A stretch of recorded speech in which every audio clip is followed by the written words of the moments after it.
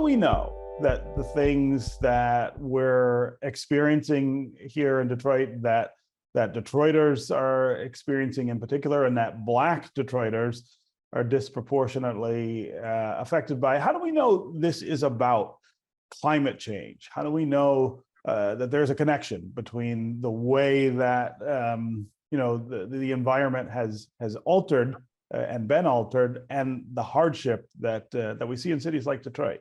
Yeah, we can definitely see it. We see it every single year through the flooding events. We can see it through our health even.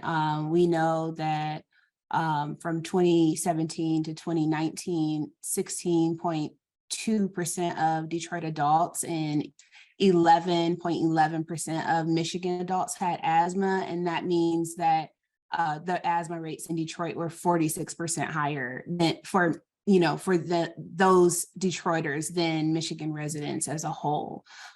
So the fact that that's happening means that people are being impacted by air quality issues pretty predominantly in areas where Black and Brown folks are living. And that directly relates to climate change and how folks are impacted by air quality, specifically when we think about greenhouse gases that we're trying to particularly get a handle on as we're trying to mitigate those impacts. Yeah.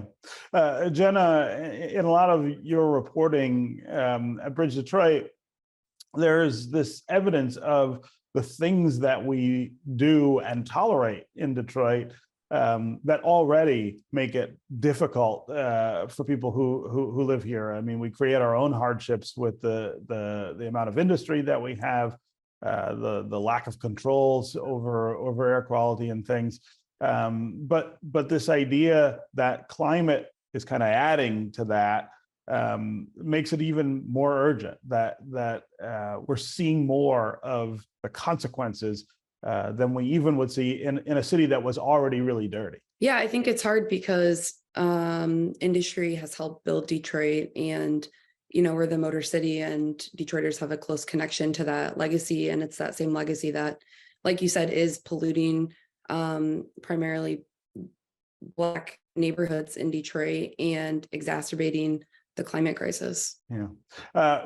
Talk about some of the reporting that you've done, Jena, and what it shows and how this plays out in people's lives. I think that my reporting has shown that climate change is impacting like every aspect of Detroiters' lives, from worsening their allergies to increased asthma rates, to basement flooding, extreme heat, average just increased temperatures, winter activities like ice fishing or skiing. I think the first Black ski club was founded in the Metro Detroit area. So it's impacting every aspect of Detroiters' lives, from their health to their cultural experiences and their work, just everything. Laprisha, your group is dedicated to trying to make this better, to push back against the dirty quality of air and water and things here, but also, of course, to account for climate change. Talk about what this looks like from your vantage point, the things you see and the opportunities you think we have to make it better. So Detroiters Working for Environmental Justice is specifically focusing on reducing environmental health disparities. And some of that Jamesa and Jena have already touched on. So specifically, we are focused on reducing asthma and other respiratory illness, lead poisoning, lead exposure, as well as cardiovascular disease. And so there's a direct connection between poor air quality, poor soil quality, poor water quality or access to water, and those health disparities. Jamesa started talking about the flooding events or the heavy rain events that we've had in Detroit. And there are specific ways that impacts the health and well-being of Detroiters for lots of reasons. One reason is because there's not enough relief when there are emergencies like that in the city. We know that we have lots of renters and the relief is not available to renters. So there are ways that having these heavy flooding events exacerbate asthma because of mold now that can be present in the home from the water being in the home, water intrusion in the home. But there are other ways that this impacts folks that we may not think about as much. One example is increase in lead poisoning among children.